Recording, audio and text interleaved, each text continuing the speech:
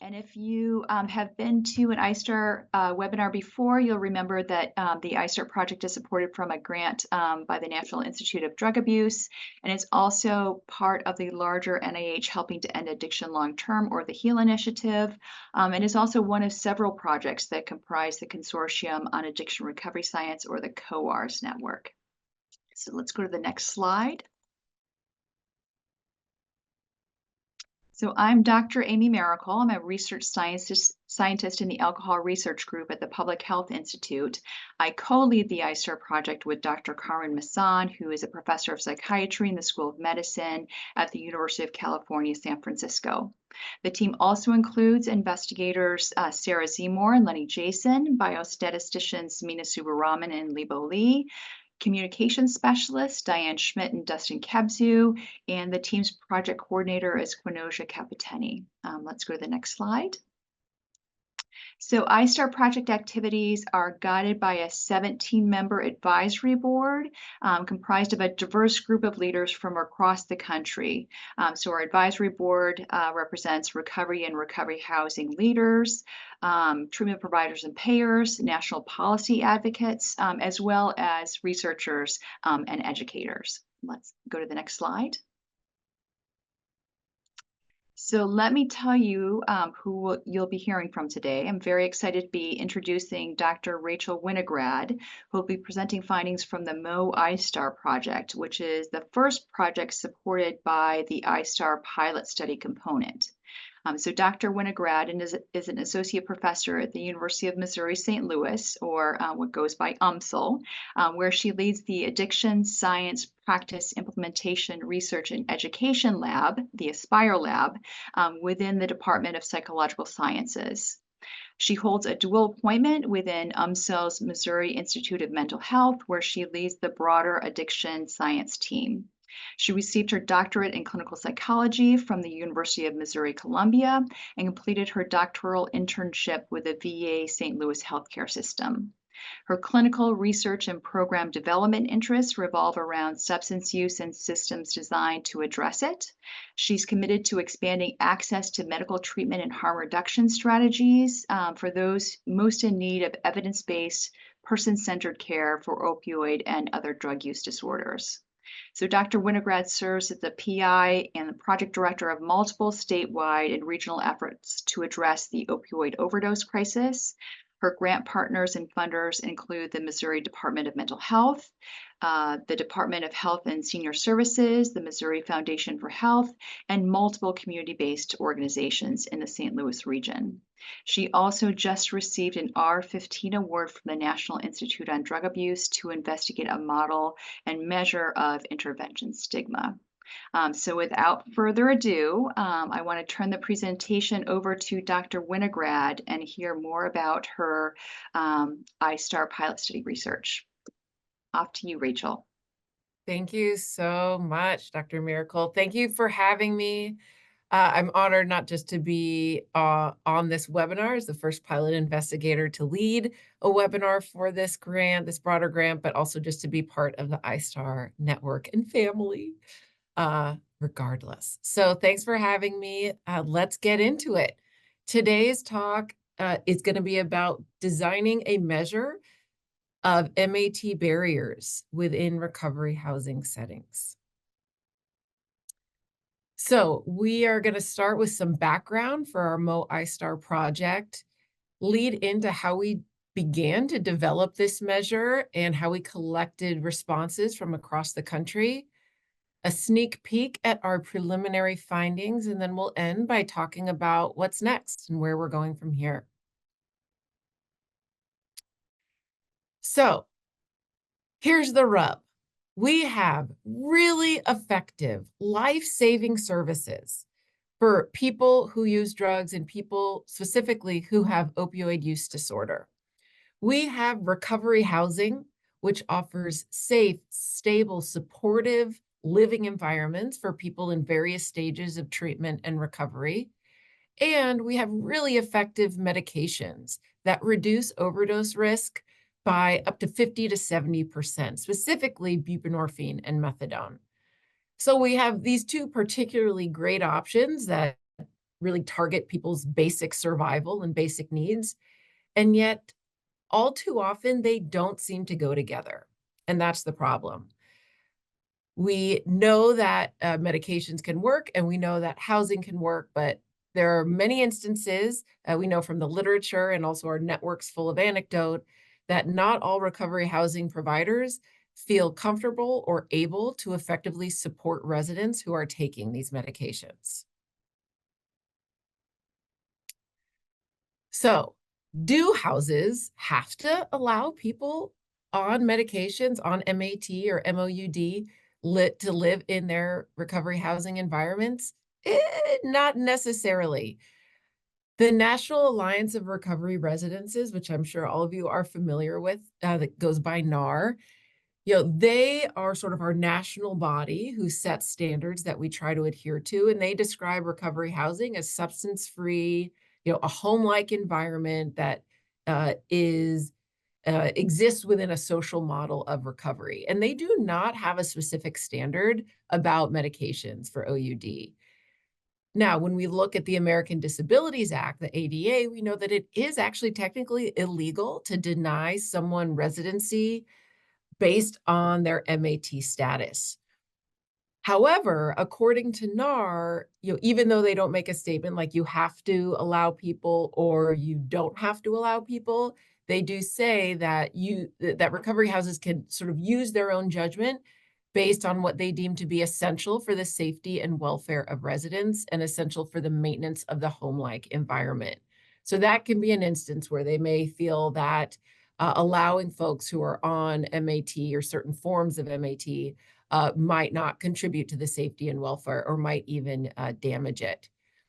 So that gives a little bit of a loophole, if you will, for houses to still be NAR accredited, but not allow residents on MAT. Then we have the Fair Housing Act, which isn't specifically about recovery housing, but it's a law. It passed in the late 1960s, designed to eliminate or forbid discrimination in housing units, particularly public housing units, based on certain protected status, or there are certain types of demographic or other personal characteristic variables. But in this, the FHA also provides some amount of protection to housing operators. But basically, the FHA is void if there's a home with active drug use.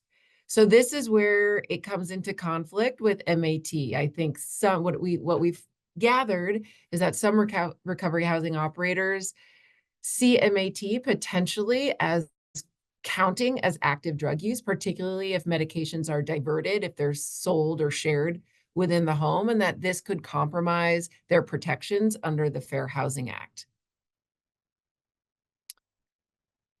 We did a study on this team published in 2022 in JSAT that looked at recovery housing entities across our state of Missouri. So between 2018 and 2019, we gathered responses from 64 unique recovery homes, and we surveyed their operators. So that could be the owner or the house manager, whoever, if someone had to be in charge, who would that be? Now, we asked, do they allow residents on each of the 3 forms of medication? And we also asked an important question about, do you encourage tapering off these medications? So as you can see here, almost all houses allowed residents on at least one form of MAT, but only one house allowed residents on all 3 forms. So there's a lot of in between. Less than 70% of homes allowed people on methadone, around 90% allowed on buprenorphine, and 83% allowed folks on extended release naltrexone. Now, notably, nearly 60% of recovery housing operators in this study reported that in their homes, they do encourage tapering off medication. So this highlighted for us, okay, this is not just a binary yes or no, do you let people live here or not? But it's what happens after that. It's about supporting the residents who are on it in the long term. And what are the facilitators and barriers going on behind the scenes within a given an individual recovery home that predicts whether a resident who's on MOUD can feel safe and supported and stay there long term. So as things tend to go, if we don't really know the specifics of the problem, then we are not well equipped to handle it. So while that baseline study gave us a decent picture of the what, it really gave us very minimal insight into the why. So if we don't know what the barriers are, how can we help? That is what led us here today to our I-STARR pilot project funded by the parent I-STARR study under Dr. Miracle. We said the first thing we need to do is develop a measure of these MAT barriers, specifically attitudinal barriers, so how people feel and their stigma and their beliefs, and also the very real capacity barriers related to operations and logistics and the setup, knowing that once we better understand these barriers, through a decent measure, then only then can we begin to reduce them. So first things first, to develop a measure, we had to start by getting a sense of what knowledge was already out there. What do we already know about barriers to MAT broadly in the field? Something to note is there was a lot more literature out there about attitudinal barriers like stigma than there was about operational or capacity barriers, especially in recovery housing environments. That research literature is very, very thin. The researcher who we've borrowed the most from and do collaborate with is Dr. Erin Madden, who's at Wayne State. And she's a medical anthropologist, and she really coined this term intervention stigma to be pretty specific to medications for addiction treatment. Through a series of dozens and dozens of qualitative interviews with healthcare providers, she discovered really 5 main drivers of intervention stigma. She described them as the pharmacological properties of medications that people are concerned, especially about the opioid agonists and partial agonists, methadone and buprenorphine, that they get people high. The second driver of stigma, she defined as this desire to prioritize psychosocial interventions over medication. So this notion that sure, medication might be fine, but we should be focusing on therapy and counseling. The third driver of barriers that she described is essentially not about the medications themselves, but about the regulatory burden that surrounds them, especially around methadone, but also around buprenorphine. All the hoops you have to jump through, all the pharmacy rules, the dosing rules, the DEA is involved. It's intimidating and burdensome, and folks would rather not mess with it. The fourth driver that she identified was this very human value of our own personal anecdote and experience over empirical research and data. This is something where MAT really is at this intersection of something with a ton of empirical support about how it saves lives on a population level. And yet these healthcare providers who participated in this study were much more fixated on individual stories that they'd heard about people for whom it didn't go so well. And then the last driver she identified was this suspicion of profit motives, essentially saying, yeah, maybe MAT is fine, but I don't trust it because isn't this just another big pharma? Isn't this just another Purdue? Or don't we have another OxyContin situation on our hands? And this is just another money-making scheme, and I honestly just don't want to be a part of it. So we built on these themes and also added some angles of our own, specific to recovery housing. We were like, we think diversion needs to be mentioned explicitly here, specifically the idea that people will sell or share their medication or otherwise use it in ways that it is not prescribed. And then also, since the Erin Madden studies were done, there's been a lot of development in injectable formulations of medication, specifically the buprenorphine injectables. And so we thought that we should, feel that out as well. What's the difference in terms of people's beliefs, their attitudes, and their capacities when we're talking about, a daily oral medication compared to an injectable formulation? So, as I said, it's not just about attitudes and people's heartstrings and how they feel about things. It's also about what they can practically do and carry out in their own homes. So there is very little research on this, but from what we did find, as well as just from the knowledge that we've gained with recovery housing partners across the state for the last 8 years, we started pulling together some, big rock, top-notch items, which were lack of safe storage emerged as a big problem. So they don't have locked refrigerators or personal safes or lock boxes. The need for staff to monitor people who take their meds or at least know what's going on and who has what medications. A lack of transportation to and from clinic appointments and pharmacies. The medication doesn't just fall from the sky. How do people get the appointments and get the pickups that they need? Also, rules around direct administration. We heard this from partners in the importance of the housing zoning laws, noting that recovery houses often are zoned in communities specifically to be a family residence as opposed to a medical facility, which being a family residence prohibits you from administering medication or doling it out. If you start doing that, then you could risk being zoned as a medical facility, and you have a whole bunch of other regulatory hoops to jump through. I have to install sprinkler systems, get certain types of insurance.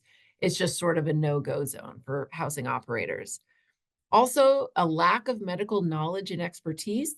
This one sometimes can feel hard to capture as an attitude or a capacity, but the more we heard about it, the more it really did feel like a capacity because it was essentially something that could be provided, like knowledge and education that would address this barrier rather than like feelings that have to change.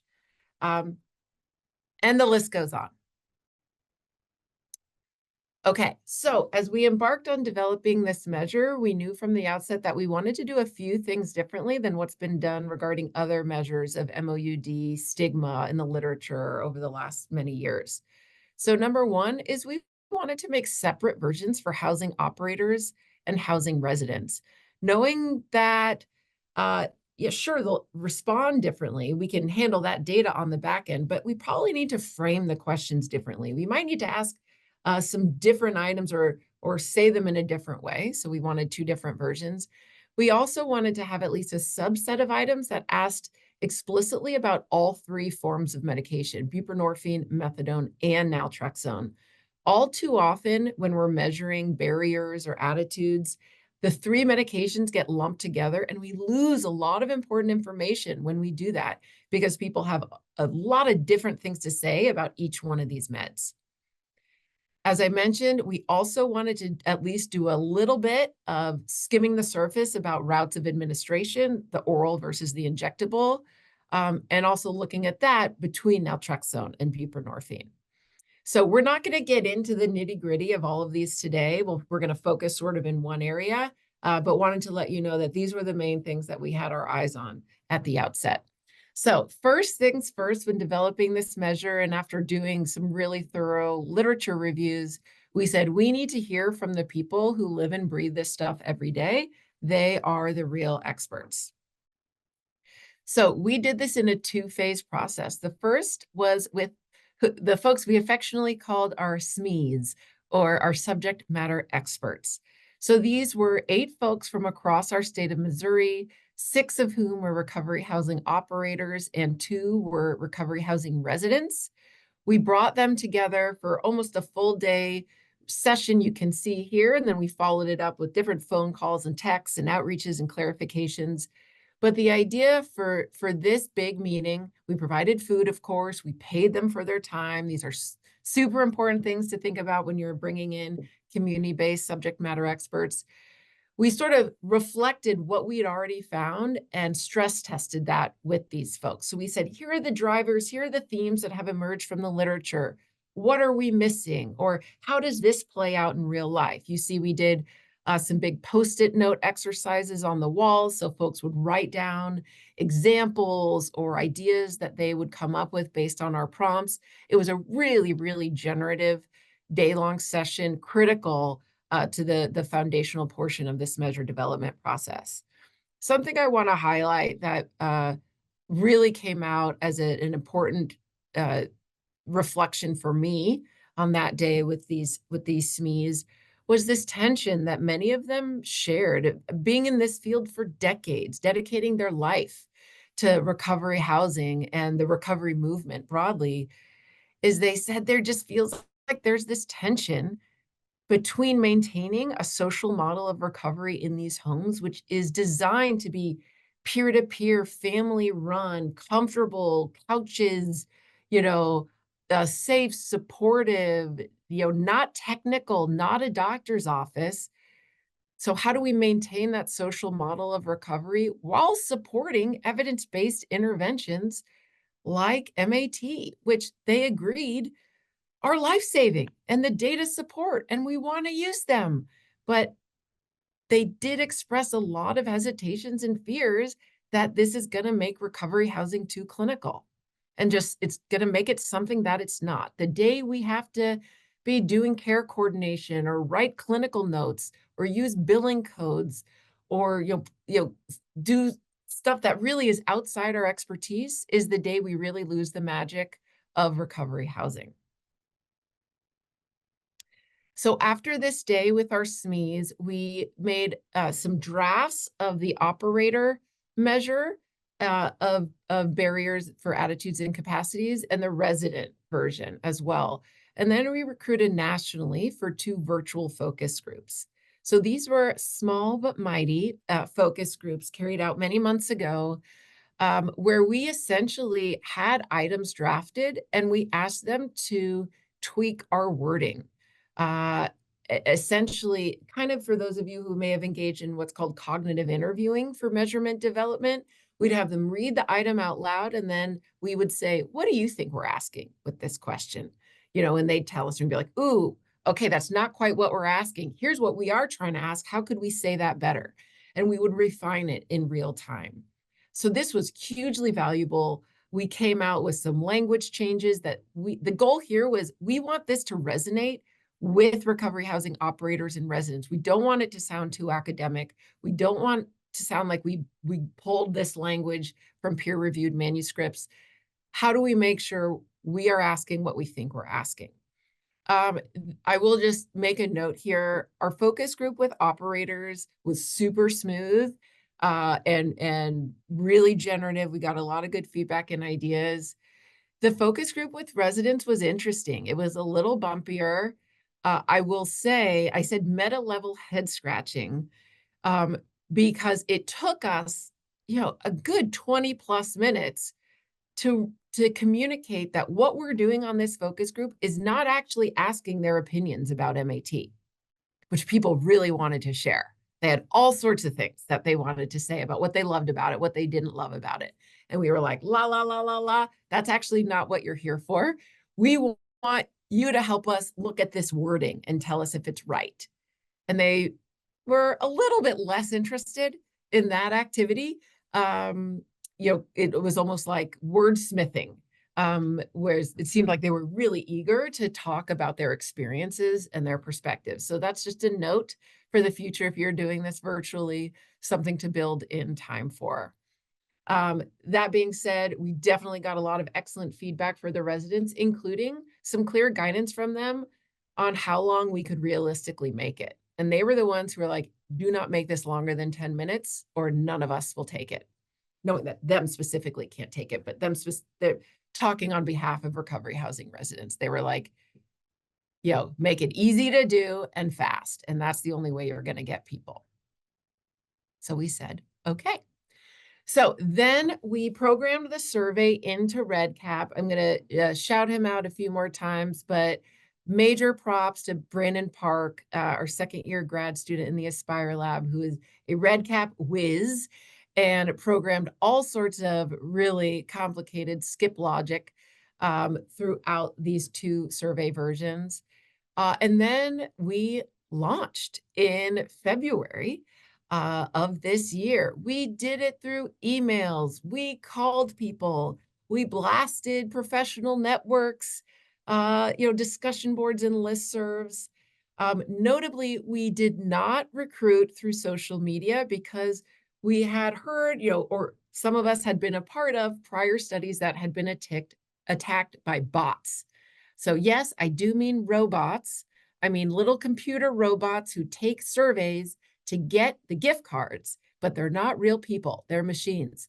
So We're going to get more into that later, but we did not intend to advertise on social media. Eligibility was pretty simple. You had to be 18 or older and either run or live in a recovery house in the United States.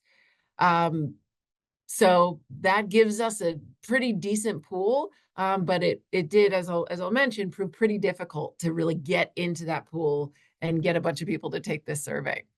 So our initial aim, and what I'll be talking about for the rest of my time here, is a focus on the attitudinal barriers and how we asked those of operators and residents, really trying to pull out a factor structure of all these items to see how well they do or don't match up with each other across operators and residents, and also how those factor structures do and don't match up with Aaron Madden's original 5 drivers. Okay, so again, we had these 2 versions. You know that. Some of the items, but not all, we asked them 3 ways. So we said, answer this, answer it about methadone, answer it about buprenorphine, and answer it about naltrexone separately. What you see here are our 8 domain subscales for attitudinal barriers. So you'll see 3 through 7 are Aaron Madden's in the purple. And number 8 is risk of diversion, the one we added. And then 1 and 2 at the top, we just kept getting feedback from our subject matter experts and focus groups that there were some more general stigma items and one specific to recovery housing that we didn't necessarily have captured that we wanted to. And then we asked about the capacity barriers with 7 domain subscales. I'm not going to talk too much more about this, so this is where you're really going to hear it. Here were the 7 domains that we landed on for capacity. So a general sort of catch-all category, care coordination, storage and diversion risk, staffing, training, monitoring, and regulatory burdens. We also asked about capacity barriers in 3 ways. One is, what do you feel like is the biggest barrier? Or what do you feel like, is going on in your house? The second way we asked is like, what is actually happening at your house? Like, do you do this? Do you not do this? And then the third way we asked was basically saying, if you could snap your fingers and pick 3 things that you could change tomorrow, what would they be? So we are focusing on this attitudinal portion. Here are some examples from each of the 8 drivers.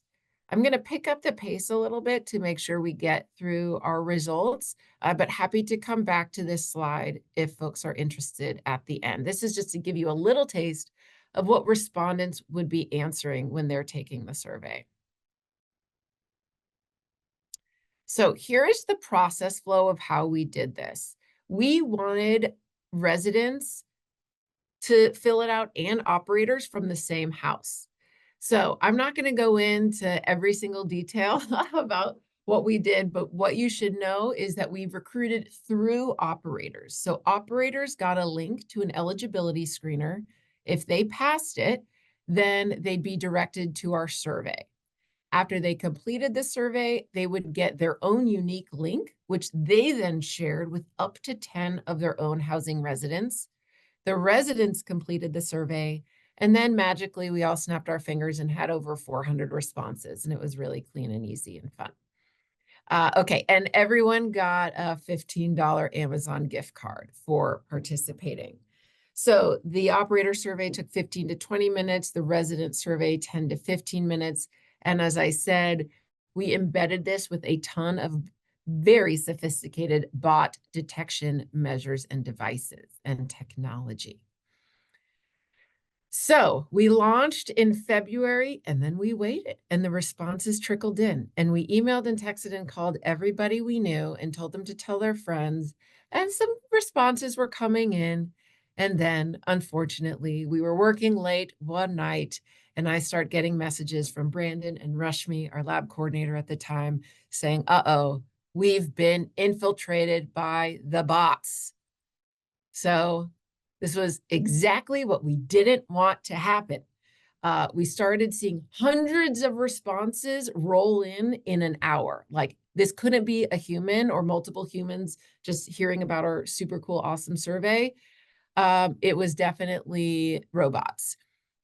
So if folks are interested, we can talk more about this in the Q&A. Again, huge shout out to Brandon, who was our Sherlock Holmes in figuring out what we could do differently in our survey, not only to detect when bots were taking the survey and kick them out essentially, or not let them proceed, but also if they accidentally did take the full survey, how do we look at their answers and know that they're fake and then not give them the gift card? So we did end up having to launch brand new links a couple times and start over essentially. We kept the decent data, but this meant we had to do our recruitment efforts again and follow up. I'm sure a lot of you on this call got these follow-up emails like, hey, just kidding, here's a new link. Don't send the old one, send this one. Oh, we got hit by bots again. Here's the new link. So this contributed to a decent chunk of my current gray hairs, and I'm sure many sleepless nights for Brandon and Rashmi. So thank you. We figured it out. We got it under control. We were back in action. Okay, so then we finished data collection in early July, so really just a couple months ago. So now we're going to get into some preliminary findings and some big picture things of what we're pulling away thus far. Okay, we got 145 recovery housing operators to take this survey, which isn't too shabby. Didn't hit our goal of 250, or 200, but it's not nothing. So what that means is the data that we're seeing here corresponds to 145 unique recovery homes across the country. You can see here a snapshot of the housing levels, and that the vast majority of houses reported that they were a NAR level 2 or NAR level 3 home. Broadly, when we asked currently, do you now accept residents who are taking these various forms of medication? Here's how the operators responded. The most accepted was naltrexone, and the least accepted was methadone, with buprenorphine following in the middle. That's consistent with what we found in our prior Missouri-based recovery housing study, although buprenorphine and naltrexone were actually closer in that study. This one is more the direction we'd hypothesize, which is that naltrexone is, has much greater acceptance, followed by buprenorphine, followed by methadone. In terms of attitudes, so in addition to the 145 operators, we got 250 residents to take this survey. And overall, when we pull both groups across, the highest scored subscales were that general stigma bucket, then folks preferring psychosocial treatments like counseling over MAT. Then the mistrust of scientific research supporting MAT emerged very strong, as did risk of diversion. When you look at the specific individual items, these three had the highest scores. Specifically, folks support MAT as a short-term recovery option, but said people should not stay on it for years and years. People also strongly endorse that people using MAT are addicted to it, and that the best way for someone to break free from opioid addiction is to address it in therapy or counseling. So as you can see from the first item and the last item, and this theme comes in the factor analyses too, I really took away this sort of, helpful but insufficient theme regarding MAT. Like, yes, it's good, but other things are so much more important. Or yes, it's good, but just don't take it for too long. So if we had to sum up some preliminary conclusions or vibes, if you will, that's sort of what I came away with.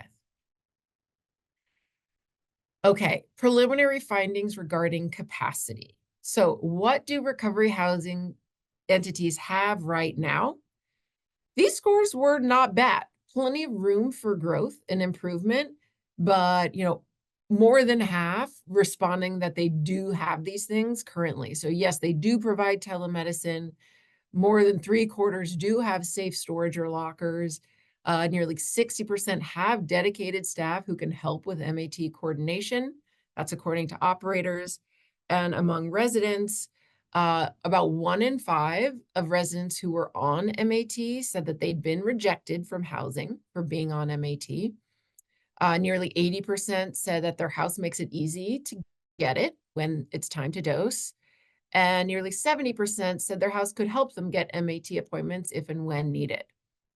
Now, interestingly, we had exact matching between operators and residents on the top 3 items that they endorsed as what they would want tomorrow if they could snap their fingers to improve their capacity. And the number 1 was transportation. Everyone agreed people need to get from A to B, and that is a major logistical barrier to MAT in this house. Then the other 2 were related to training and education, but they were different. The second one was training for operators on how to support people on MAT. They said, we already know about it. We have the education and awareness. That's not the problem. We need tangible assistance. And like, what do we do in the moment? What do we do if there are side effects? What do we do if there's a dosing problem? What do we do if someone says they want to stop? What do we do if someone says they want to start? So how do we tangibly support our residents? And then the other desired capacity that emerged was education and awareness training specifically for residents. This was something that surprised me at first, but it really merged with what we heard in the focus groups and from the subject matter experts, many of whom were operators who said, look, we don't really have a problem with MAT. It's our residents. They don't want people on MAT. They have their own reasons. They have their own negative experiences, and they're the ones who need to change their attitudes. Okay, so last sort of aggregate big picture finding snippets. Operators overall seem to endorse better, more positive MAT attitudes or less stigma than residents. Then by MOUD type, we saw the direction as you might expect, which is that methadone had the highest stigma and houses reported the lowest capacity. Buprenorphine was sort of in the middle on both, and naltrexone had the lowest stigma, but the highest capacity to support. Transportation and training were the largest capacity needs, and the injectable medication route of administration was indeed preferred over daily oral meds. This is a special interest of mine. I'm looking forward to doing a deep dive on these particular items another time, another day. Okay, so moving on to our, to our factor structure. So what we're getting at here is pretty heady, pretty cerebral. Essentially, if we put all these items in a blender, we want to know which ones clump together. How do people tend to respond to these items? And this is a key part of measurement development because we probably don't need all the items we started with. So for example, for the operator version, we started with 44 items. Maybe that's excessive. Maybe that takes too long, and maybe that's not actually going to be a really effective measure because it's too burdensome. So factor analysis can help you really reduce items because it can say, look, people tend to respond to these 4 items basically exactly the same way. You probably only need 1. So that's an example of how factor analysis can be a tool in measurement development. So we started with MAT attitudinal barriers, doing factor analysis and exploratory factor analysis, both for operators and residents, and then wanted to see how those compare to each other and to Madden's domains. So this graphic on the right essentially shows you a quick and dirty high-level snapshot of how factor analysis would work. This idea being these observed variables reflect the individual items that were in the survey. Then we run them through this blender and we see how they group together. And then we look at that group and we say, what do we think that reflects? It's this latent factor. We'll put this label on it because this label kind of captures all these items that are underneath it. All right. So anyone want to read every part of this slide? Just kidding. These are the factor, the factor loadings, if you would, not the specific loadings, but the factor structure that we got for operators.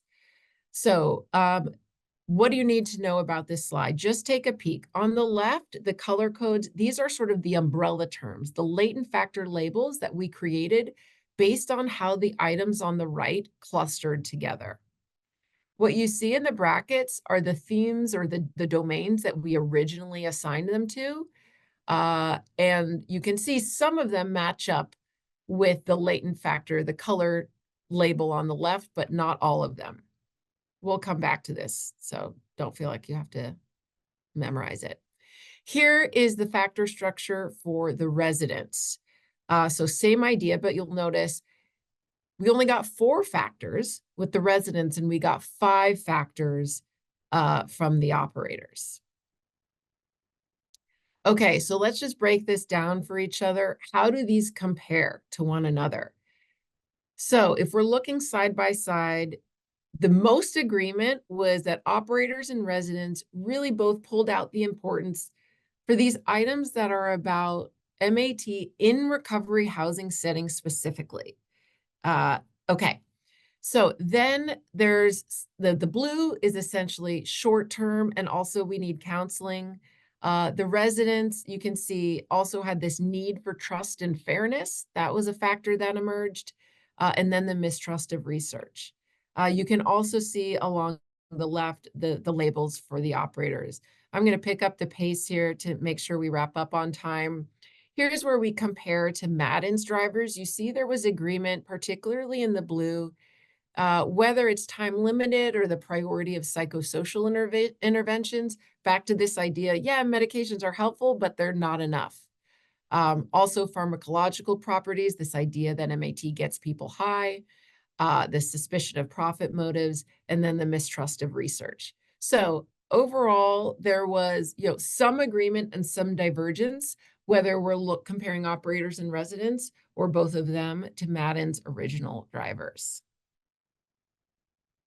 So what do we do with all of this?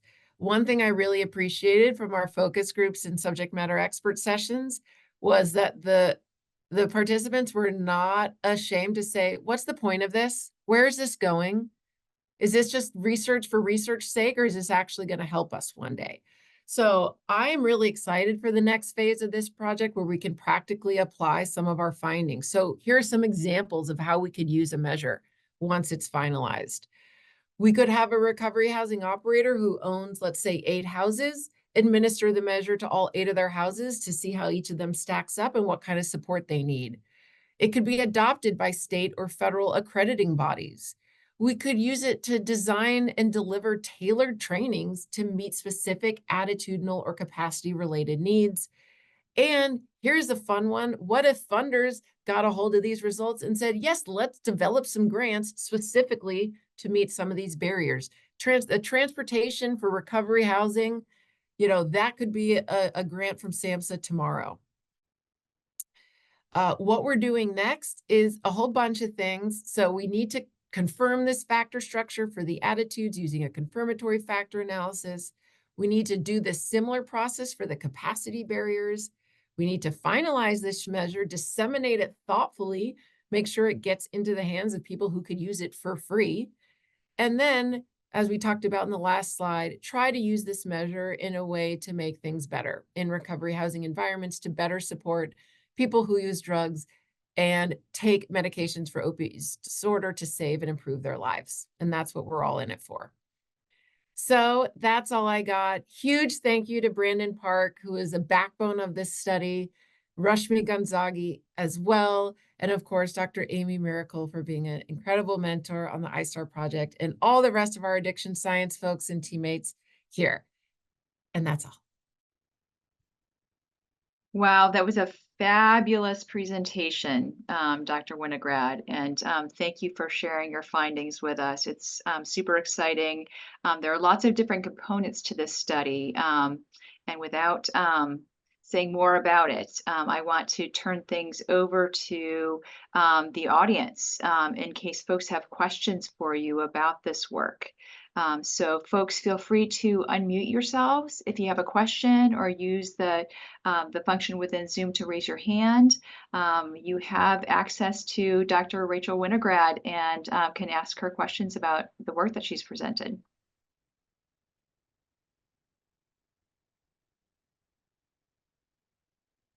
One thing I'll start things off. One thing that I really liked about this presentation and this work in general, Rachel, is that it seems like you have the operators and the residents in mind at every stage of your research.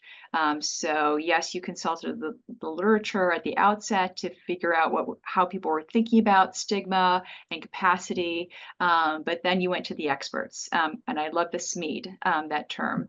You went to the folks who really know this stuff and have a true stake in understanding what's going on. And then I loved at the end how you were talking about and thinking about practical applications, so that this is not research just for research sake, that this can really move the field forward. So thank you for doing that and for thinking about things at different stages. So I see we have a hand up. Chris North, do you want to ask a question? Yeah, Rachel, my academic geek is just really getting off on this. I love the work that you're doing. It's a real shift for me to go from faculty person to being program director in a house and to be doing it. But I love what you've done, and I love the fact that, like Miracle just said, that you are keeping residents and operators in mind as you're doing this work.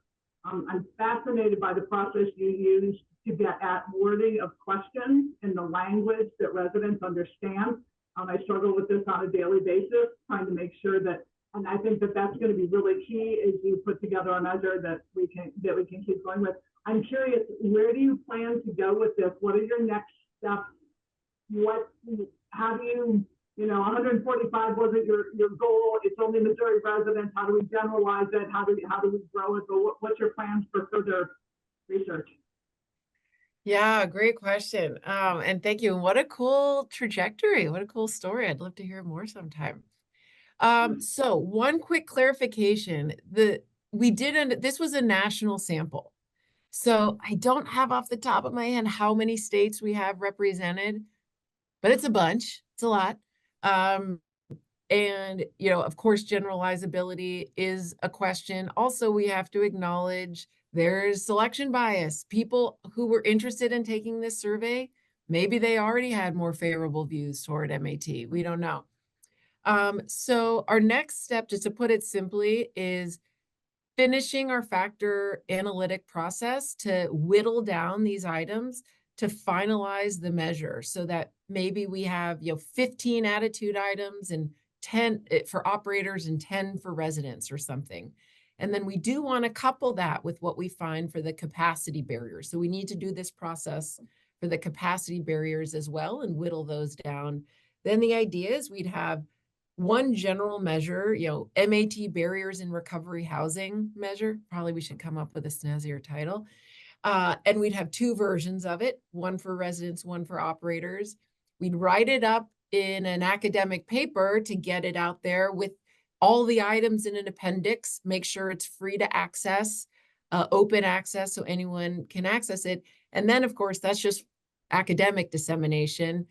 Sure, we can present it at conferences, but we need to get these out to folks who are in this space. So working with state NAR affiliates, working with coalitions, sending it out on listservs so that people can adopt it and use it for their own local purposes.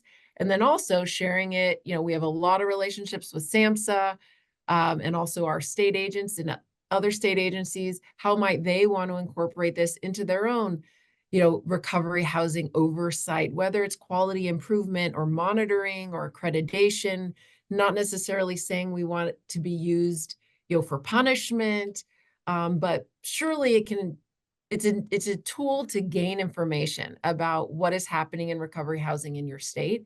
And so we think a lot of policymakers and funders would be interested in using it too.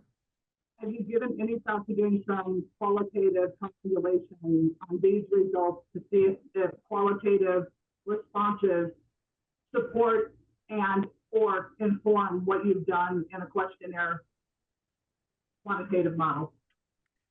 So yeah, I mean, I think that's an excellent idea. We could, Dr. Erin Madden really laid the foundation with a series of her qualitative studies. And so we wanted to build on that qualitative work with some quantitative work, knowing that, yes, we probably do need to get back to qualitative and just sort of cycle through and trade off. As Dr. Miracle mentioned at the beginning, we are fortunate that we just got an award from NIDA for sort of doing this at a larger scale to develop a measure of MOUD barriers broadly across different types of populations, different types of settings. So this recovery housing specific one is a great launching pad, and we're going to take our learnings from here and see how we can apply it more broadly to that more arduous and sort of intimidating measure development process, but that will absolutely include some rigorous qualitative components, to your point. So the other thing that I can think of, Rachel, Dr. Winograd, is that when you're sharing your results, that in addition to academic audiences, making sure that you also include operators and residents, that you're also presenting to folks where you can get feedback on your Yeah, findings to yeah, help shape kind of the next steps and directions and how it can actually be used. yeah.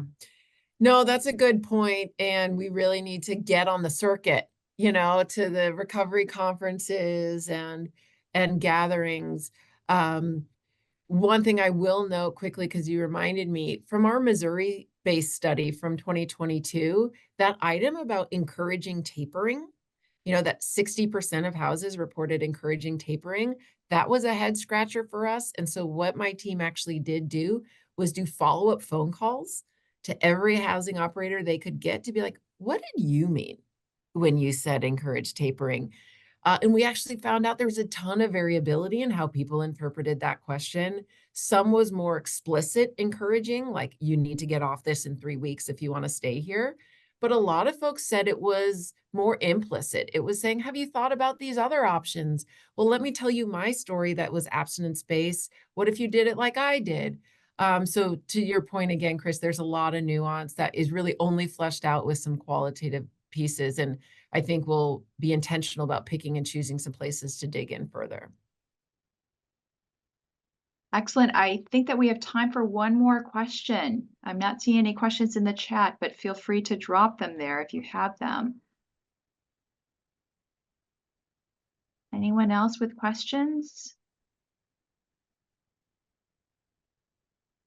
So if not, let's pull up the slides. Dr. Winograd, did you have your email address in the slides? I did. I'm happy to put it Excellent. in the chat as well. So don't feel pressured to ask questions now. Dr. Winograd left her email address for you guys and dropped it into the chat. So if you think of something else, feel free to connect with her.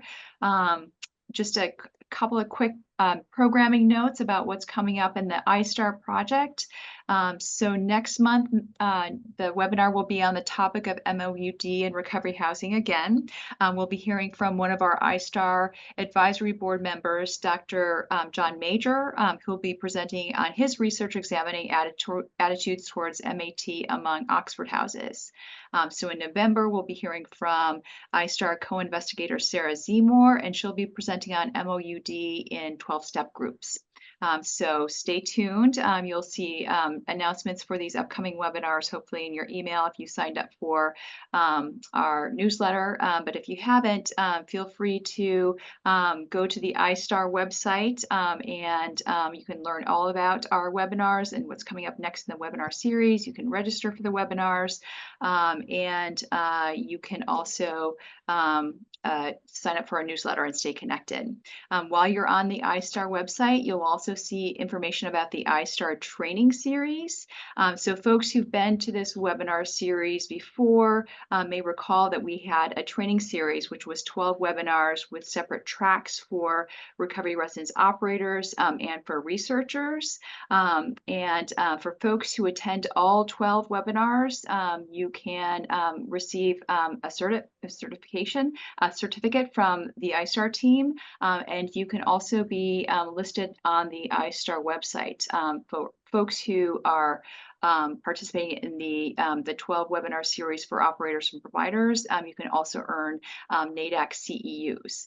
So we're not doing the training series live anymore, but if you go to the I-STARR website and register for the training series, you can use our learning management system and participate virtually in all 12 webinars and again, receive that recognition through the certificate, and providers also receive the NADAC CEUs.